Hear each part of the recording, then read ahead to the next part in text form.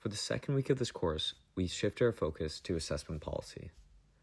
This has us, before even starting creating assessments, understanding what minutia and criteria goes into creating the actual assessment itself to make it as equitable, fair, and purposeful as possible. For this, we took a look at several documents throughout the course, one of them being the 7 fundamental principles of assessment.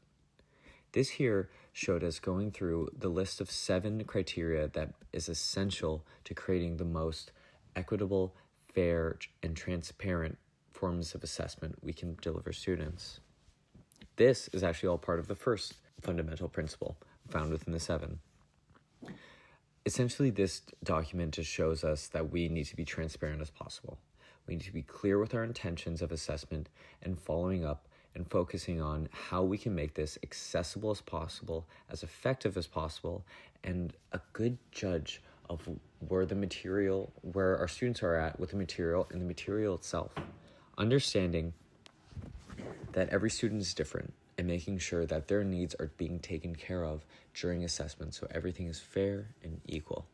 We see the 7 fundamental principles then expand itself, showing how they must develop students' self-assessment skills to enable them to access their own learning, set specific goals, and plan next steps for further learning, understanding how to prepare and take feedback that's critical yet fair, and understanding where to go from there.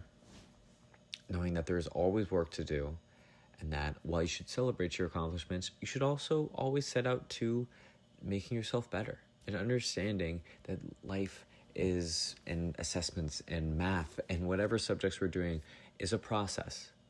There's never an end goal in sight, a true end goal. It's about where you want to take yourself within that course and how much you're willing to put into it. Striving them always to do their best, first and foremost. And this is also for us too. On the flip side, where we must set feedback and give feedback that is clear and meaningful and timely, giving them the right steps and the right direction in which they should take their learning and take their focus going forward. This communication also goes to the parents as well, making sure that we are clear with, hey, this is what we are teaching your students, your kids, our students, and this is where they should be at by the end of the year. In addition, we also created the Growing Success Anchor Chart. Here, we looked at growing success policies starting from kindergarten, going all the way up to grade 12. This allows us to know what we are looking for within each grade for each student, understanding how one grade translates over to the next one and continually grows off each other. This relates more so, very much so, to the 7 fundamental principles we learned earlier, but also just really shows us how teaching is a process. We are focusing and basing their learning from a community of teachers that will all help each other hand in hand to take a student from one level to the next, giving them a year's worth of education and meaningful education, hopefully. That will allow the student to grow in so many ways. We are comparing this mainly within this chart as seen below, between kindergarten and then also another column for grades 1 to 12. As they are a little different and there are some changes within these 2 specific categories.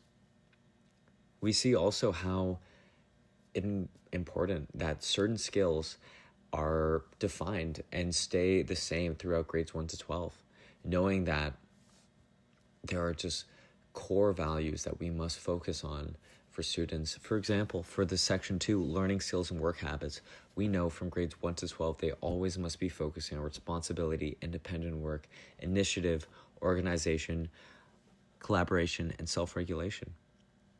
This is something that we must always focus on and always go back to, creating not only great learners, but great people in society, people who are self-sufficient and are able to think critically and be a positive member of their community, positive member to one another within the class.